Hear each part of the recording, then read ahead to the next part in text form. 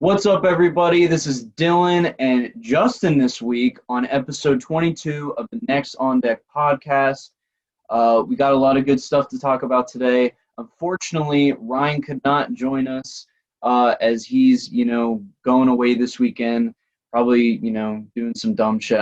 Doing some country shit probably. I don't know. But thankfully, Justin was able to fill in for him. So yeah, we're going to be talking about Julio Jones today. We'll go over a couple playoff teams and, kind of giving a playoff update, our thoughts. We're going to talk about how Aaron Rodgers low-key kind of being a bitch over all this Packer drama shit. So we got a lot in store for you guys today. But we're going to start out with, I think, the most interesting topic is where Julio Jones is going to end up. There's a lot of teams that he could go to. Yeah. I think Patriots are probably the best bet. I think Baltimore is up there. I like the idea of the Titans getting them, but I don't think they have the capital to trade for it. Yeah, they don't have the cap space to really trade for him because they only got like $3 million, and Julio has like 23. Like he's going to be 23 million like hitting the cap. So that's a big number. The Titans can't really take that hit. That's a lot of cuts to make. But I mean, he would help them a lot, especially losing Corey Davis. So I think honestly, the Titans seem to make the most sense, but I don't think it's going to happen. Just the Titans don't really have the capital to get him, and there's a lot of other competition for him. Now, you also listed the Ravens and the Patriots, who are two teams that don't really, in my opinion, don't have like actual like passing offenses that he would want to be a part of. I agree. I think the Patriots have been a run-dominant team because of Belichick's coaching style. Right. But with the way they're kind of shaping in a new team, I think it would be the perfect time to, deload a couple picks. You have your core kind of because they are in win now mode. Yeah, you have your core signed for the next couple of years. You're just hopefully waiting on Mac Jones to develop. And Cam Newton, everyone kind of pooped on him last year, but he was coming into a new organization, a better structured organization with no off season. And I was gonna say he just didn't have time. Yeah, and he's developing for the first time in his life. He can't depend on his legs to get him to a first down or a touchdown. So he's kind of transitioning or trying to transition into a better pocket passer. And we'll see how that shapes out. But I think having Julio Jones would be big for that. He would be huge for that team, especially a team that doesn't really have any good receivers. I mean, Aguilar's solid, Bourne's solid, but they can't be number one options on, a competitive team. So Julio would make sense. I think the Patriots, it's the question of whether they would give up a first-round pick, though, because I think that's what the Falcons are kind of looking for. I heard some rumors they trade Sony Michel and a first-round pick next year for Julio in a fourth round or fifth round. Yeah. I'm not sure if I would be willing to give up a first-round pick, but I think for the sake of having Julio, I think a lot of teams would take that chance. I mean, I know the Titans have already offered a first-round pick, and the Falcons, I don't think they're going to go to the, make the trade with the Titans. But, I mean, that's what's going to take to get Julio. And a lot of teams, I think they would be willing to give up a first round because when healthy, he's probably top 5, top 10 receiver in the league. It's just the question of, is he going to stay healthy? Yeah. I think that's the risk that every team is looking at. Yeah, he's getting up there in age, and you're never sure how a season is going to affect him over play like that. Right, and especially because he missed, it was 7 or 8 games last year. So that's a big warning sign for teams. But honestly, the only teams that can afford him that make sense for him to be traded to is the 49ers. I mean, it makes sense, reuniting with Shanahan. He goes on a winning team. I know they weren't a winning team last year, but when they're healthy, they're a winning team. And he doesn't get the greatest quarterback, but he's the number one option. I mean, he's probably going to be the number one option anywhere he goes. But it's a great offense, and I think he would love it in San Francisco. Yeah, I mean, I wouldn't be mad if he went to San Francisco. I think that'd be a good way to finish out his career. Mm-hmm. I really do like the idea of the Patriots, not just because I'm a Patriots fan. I think he'd fit in very well with that offense. I think he'd like being under Bill Belichick in that kind of system where hard work is rewarded. Mm-hmm. And again, the Ravens, I think it'd be good to get Lamar Jackson some help so they can – because I think they want to transition out of being a run-first offense. Yeah, I mean, they did pick up a lot of receivers in the offseason, just to give Lamar Jackson some options. But I feel like Julio might be frustrated on the Ravens because he might not be getting the same amount of yards he usually gets because Lamar Jackson, he's not going to throw 300 yards a game, but he's going to throw for 200 and rush for 100. Yeah. So I think he could have less target share. And I don't know if that's what he wants in Baltimore. Well, I don't think a player like Julio, who's had so many accolades, is going to be as concerned about his personal stats. I think he's more worried about winning and trying to finish out his career as a champion. I don't think he has another, 1,000, 1,200 yard season in him, but I think he has a solid. You don't think he has an 1,000-yard season? Maybe. Best case scenario is 1,000, but the guy's turning like 34 next season. Physicality is a big part of his game, and I don't know if that kind of thing. I know, but he had like 900 yards last year, missing like half the games. Did he? Was it 900? Yeah, it was like 875 or something like that. It was real close. I mean, he's an animal. You never know. And it's also partly it's because of the Falcons' offense that they have no run game, so they kind of have to throw all the time. And with the weapons they have, I don't blame. I would throw a lot too. They had a great receiving duo. Right. So whatever team he goes to, he's not going to get as many targets as he did on the Falcons. But like you said, he's more concerned about winning at this point in his career. So I think the 49ers have the best chances to get him. Whether he goes there or not, I'm not really sure. They did trade a first-round pick to move up to 3. Yeah. So they are kind of low on first-round picks anyway. So they might kind of second-guess that. But there's a big market for Julio. Teams are going to have to give up a decent amount to get him and, not be able to have him for long. But I think he'd be a great option on a team, and I think he'd make a lot of teams contenders or just division title favorites at this point, for sure. So we'll see what happens to Julio. He could be traded as early as next week, which honestly I think is going to happen because it's clear he obviously wants out, and there are many teams that have already offered them a first-round pick. So I think that's going to happen. So the next topic we're going to talk about is we're going to stay on football. We're going to talk about Aaron Rodgers. He obviously has had some problems with the Packers organization, as we've heard, basically since the draft. Well, I mean, for a while, but we mostly heard about it at the draft. He skipped OTAs, and also his top 5 receivers also skipped OTAs, which is kind of interesting. But the Packers organization is really upset with him, and they just kind of want him to, play football and shut up, And I don't really know what other stance you can take as the Packers organization, honestly. But Justin, whose kind of side are you on in this? Is Aaron Rodgers being a little over dramatic, or do you think he has a right to be mad at the Packers organization? I mean, I'm definitely more so on Aaron Rodgers' side.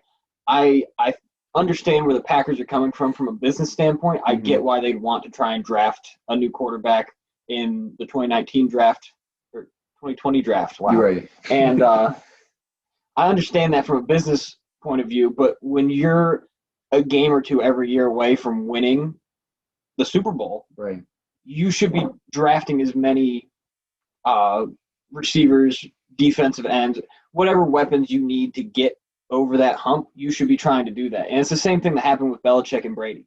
They kept trying to draft quarterbacks to replace Brady. And I think it's kind of an ego thing.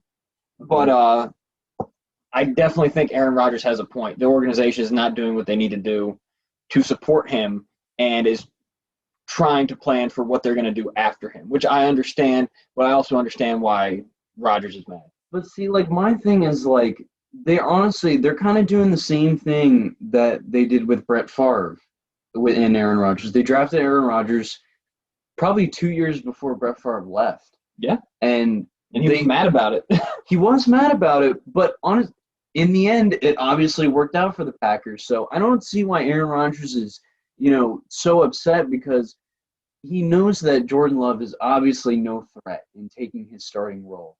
Jordan Love is there for when Aaron Rodgers retires, or or at this point when he leaves, because I think he will leave. I don't think he'll play for the Packers again, but like, because when he the wide receiver thing, okay, he already has Devontae Adams, who I think is the best receiver in the league right now, or top three. At least. So you already got a dominant target there. You have a Pro Bowl running back in Aaron Jones, who, can be a little shaky, but for the most part, he's a pretty consistent, great weapon for the Packers to have. He's got a great offensive line, one of the best in the league. He's one of the least sacked quarterbacks. I mean, I know a part of that is because he makes such quick decisions, but he has that great offensive line. And, Brady never, over the past years, he's never, besides the Bucs, when he was on the Patriots, he's never really had amazing receivers, and he was still able to do a lot without that.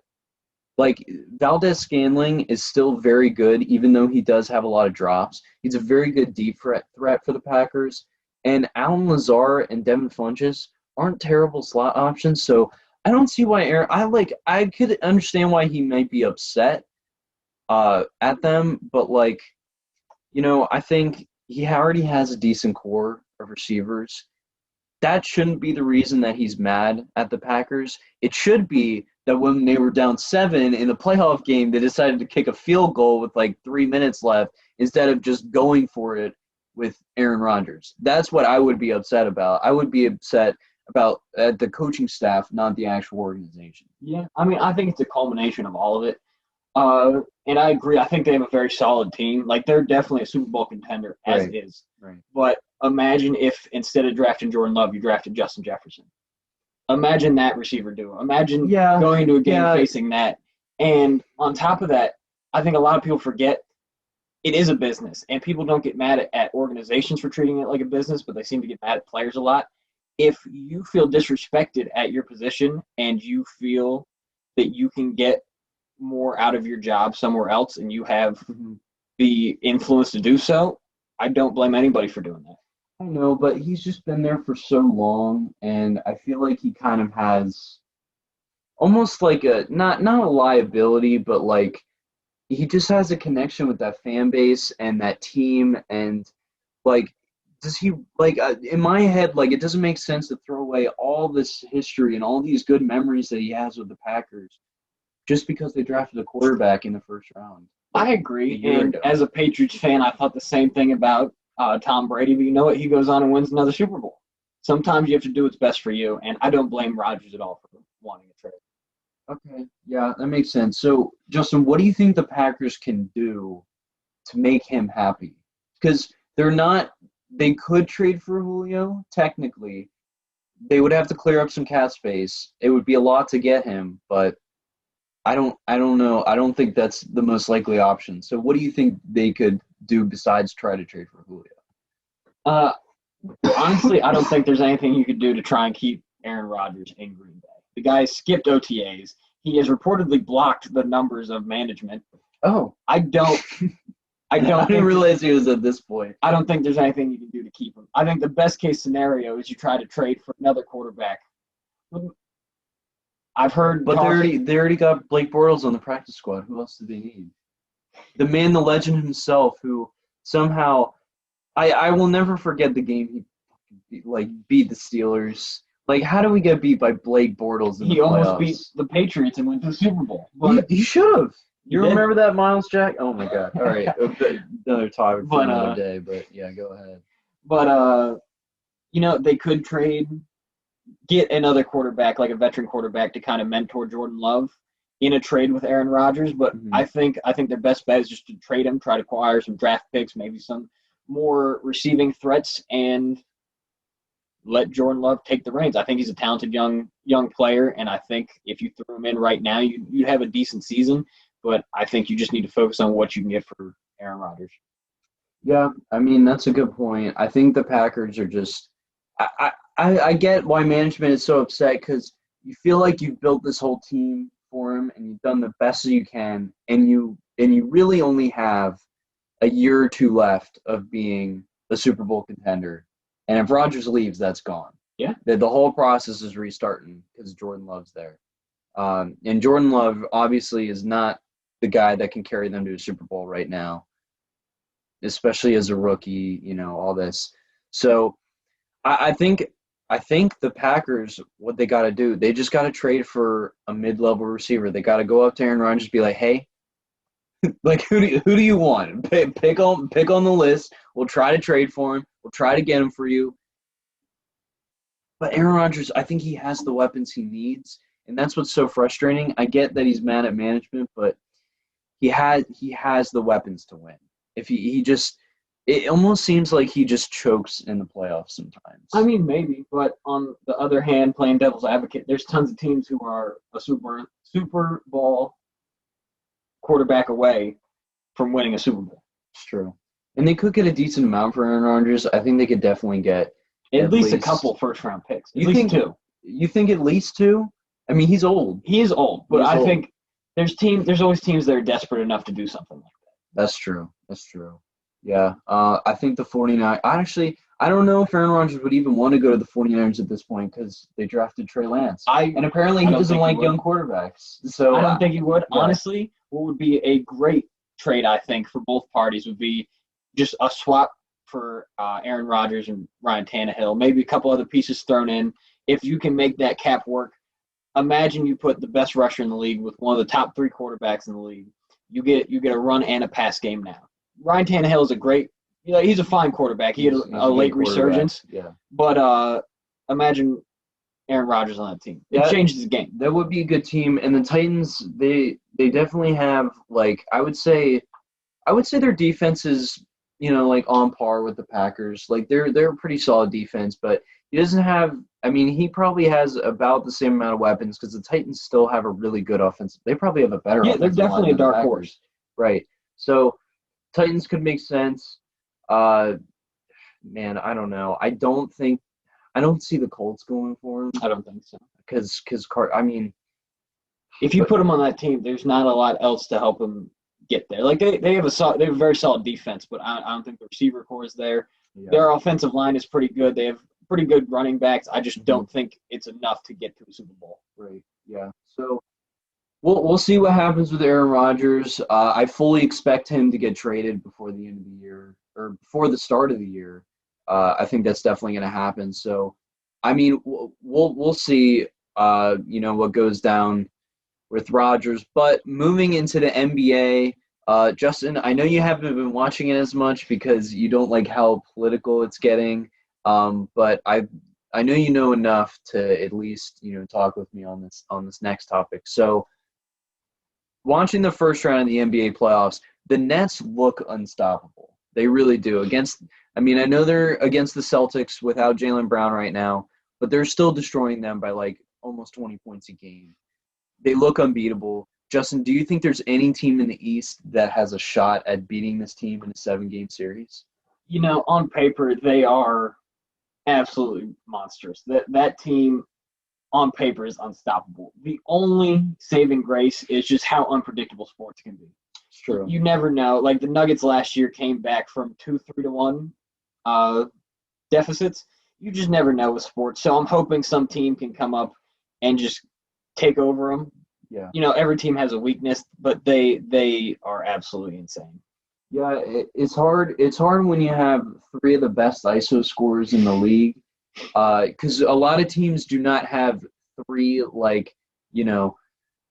basically 3 dominant lockdown defenders. The teams don't. You just don't have that. But I think that honestly, the team that's probably the closest to that might be the Bucks. Maybe I can see that. It might be the Bucks. Drew Holiday, he's a pretty solid defender. He's a great fit with that team. Obviously, they've also been dominating the Heat, and they look pretty good too. They look completely different from the previous, playoff Buck years. I think Drew Holiday has made a drastic change to that team and how they play. So Holiday's a great defender. You got Chris Middleton, who's solid. I don't think he would guard. He probably wouldn't, be on Harden or Kyrie, but I think the Bucks should think about it. Think about putting him because their other guy that's a really good defender, DiVincenzo, he's out for the playoffs now. He just broke his leg, so you don't have that defender there. Their backups are just kind of, knock down three-point shooters. So I think I would put Middleton on maybe Kyrie or Harden. I'm not really sure. And then you got Giannis, who is a great defensive presence in the paint. I would think you have to put him on Durant.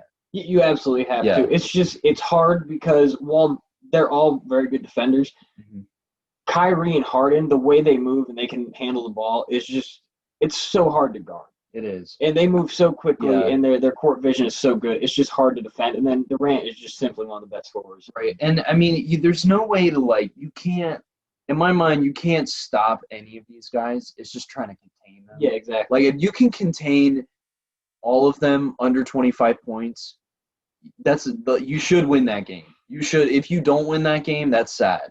You have to be able to win that game if you, get those guys below 25 points a game. But so I think the Bucks have a decent shot, and I might be biased here, but I think the Sixers are the other team that have a good shot. They got Embiid, who nobody on the Nets can guard Embiid. Nobody on the Nets. We got Ben Simmons, who can either lock down Kyrie or Harden. I probably would want Harden. Maybe. I'm not really sure because Harden's obviously a way better playmaker than Kyrie is. But, man, Kyrie, some of the shots he takes, you think there's no way that's going in.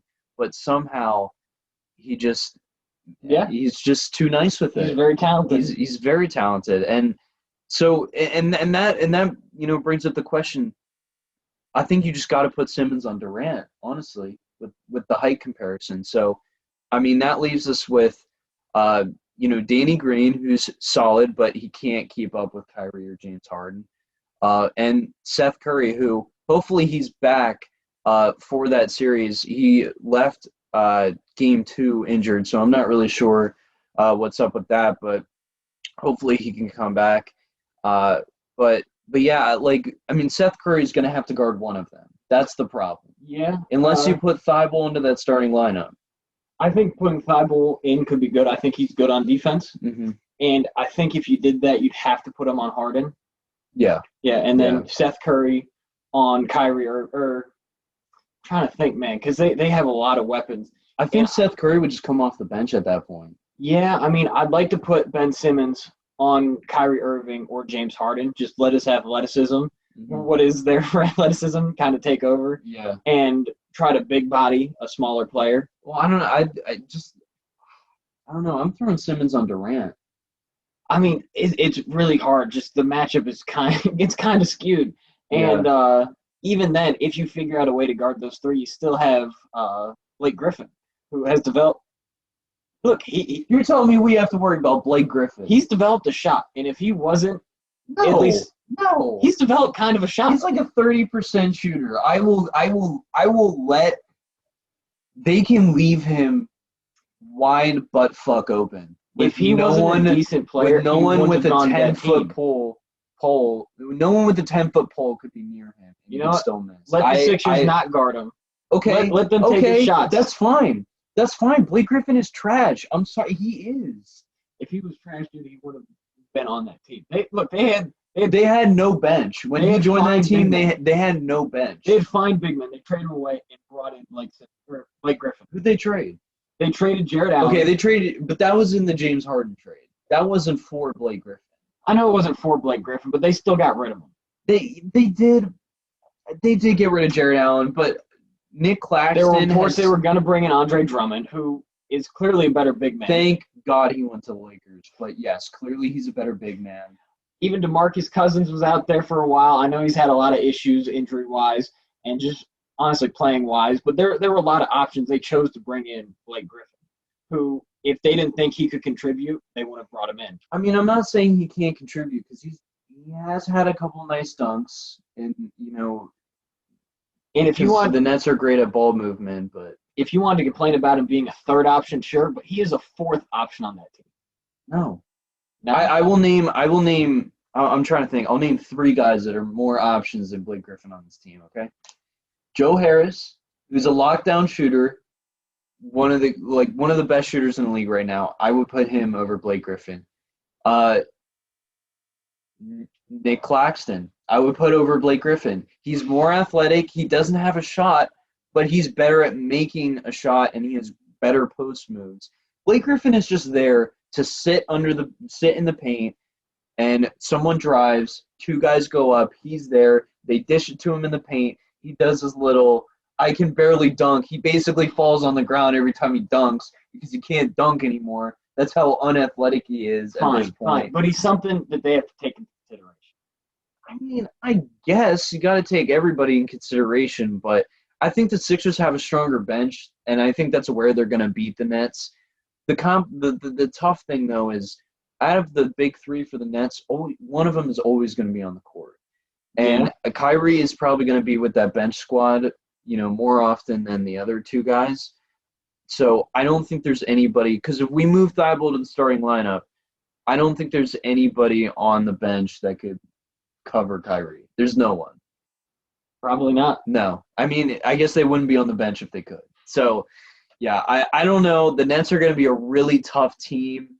I mean, the Bucks and Sixers, they were both, up to, 120 points per game. So it's not like the Nets can just outscore them and be fine. And, so the Sixers and Bucks are going to be able to keep up with them.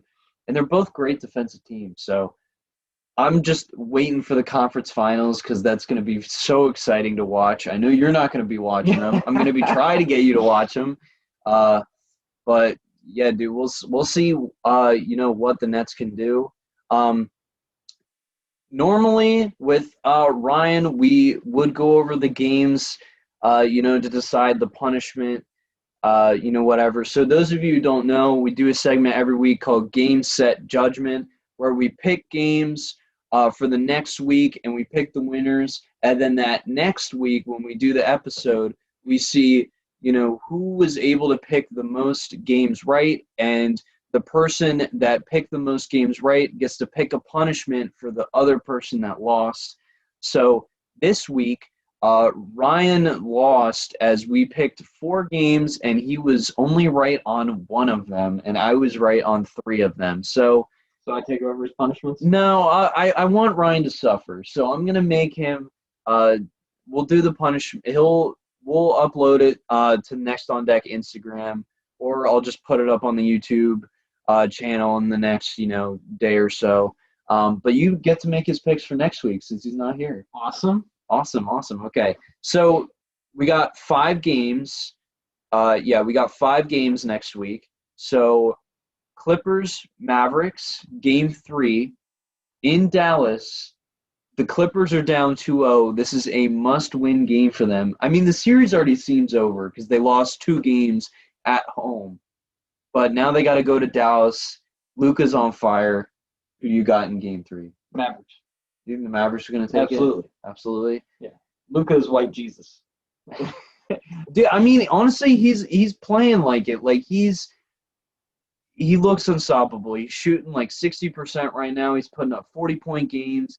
He's getting everybody open. He's playing out of his mind, as Luka usually does in the playoffs. I'm calling it now. Luka has a 70-point game. 70 in the playoffs? Yep, and if not, Ryan has to drink raw eggs. Damn, you're really making bold calls to fuck him over. But man, I don't see it. I think Luka could drop a 50 bomb for sure, but man, 70. Man, Clippers, Mavs. To make it interesting, I'm gonna take the Clippers. They gotta win this game.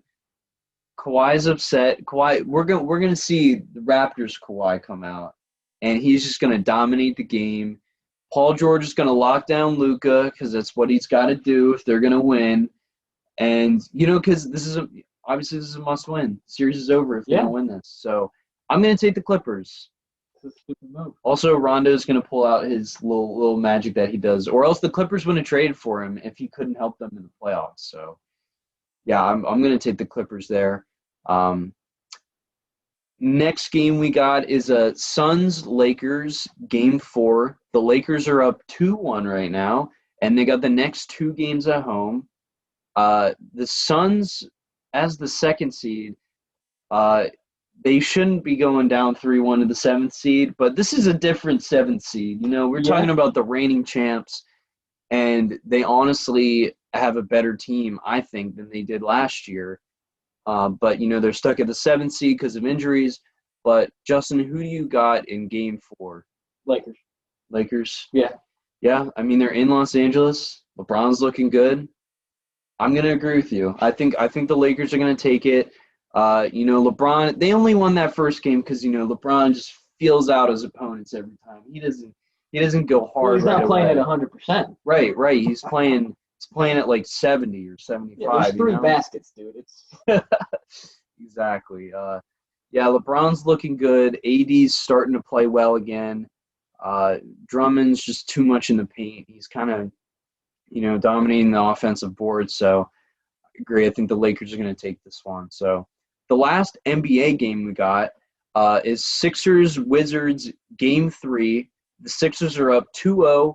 Seth Curry did leave Game 2 with an injury, but I love Seth Curry, but he's an important part to that team, but he's not an important role player. Right. He's not going to be the decider, if we win or lose if he's out. They dominated the second game. Westbrook kind of left early in the fourth quarter with an ankle injury. And some popcorn. And some popcorn. Yeah, that fan did get banned from Wells Fargo Stadium as expected, obviously. So we don't know if Westbrook's going to play for the Wizards. That's kind of a key factor here. But I'll give you this, Justin. If Westbrook does play, who do you see winning? Sixers.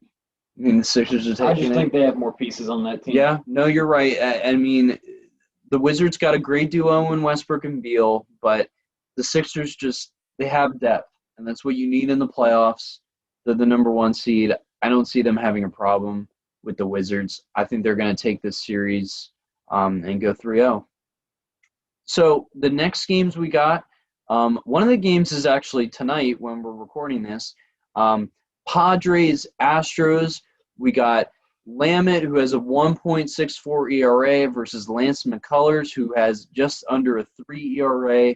The Padres have been looking pretty good, but Machado's been on the DL, and Tatis is weirdly hitting 4th now. But Justin, I know you don't know a ton about baseball, but the Padres are looking real good right now. I mean, both these teams are looking good. Based on your limited baseball knowledge, who are you taking here? Well, let's put it like this. The last time I watched a baseball game, Derek Jeter hit his 3,000th home run. You mean hit? Hit. Okay. Yeah. Okay. So I don't know when that was. It's probably been about 10 years. So for that reason, I'm going to go with the Padres because the Astros are cheaters. Okay, solid pick. I think I'm going to have to agree with you. Lamet looked really good in his first start, back from injury in the Padres with the Padres. And, that lineup's still looking pretty good without Machado. So I think the Padres are going to take this one. Good point. Yeah. And then the last game we got for game set judgment is Orioles of White Sox. We really got a pitching duel here with John Means going for the Orioles. Right now he's 4-0 with a 1.8 ERA versus Lance Lynn, who's 5-1 with a 1.51 ERA. So, Justin, they're playing in Chicago. Who do you got for this game? I'm going to go White Sox. Chicago is a terrible city, and I think that any ray of sunshine that they can have there is really bonus. So I'm pulling for Chicago in this one. Yeah, I think I am too. The Orioles, they're a lot worse than the White Sox, but I thought I'd throw this one in because it's just a great pitching duel. Both guys are under a 2 ERA. They're both looking great, but man, that White Sox lineup is scary, and Lance Lynn is pitching amazing right now. And they're at home. I don't see them losing to the Orioles in this game. I'm going to take the White Sox here. So tune in next week to see. Ryan might get double punishment. He might be. I don't know. It's based on Justin's picks, so we'll see. We did have a hot takes with Chad, Ryan's alter ego set up, but obviously since Ryan's not here, we'll save him for next week. Guys, thank you for watching, and we'll see you next week.